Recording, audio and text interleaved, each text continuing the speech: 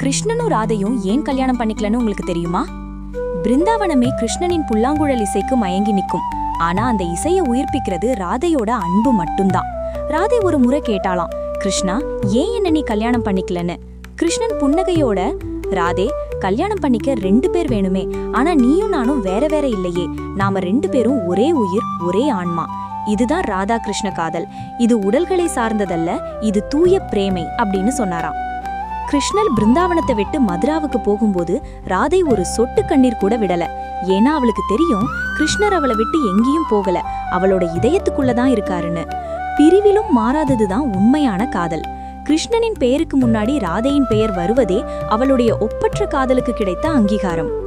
காதல்னா அடையிறது கிடையாது, காதல்னா இன்னொன்னுக்காக வாழறது.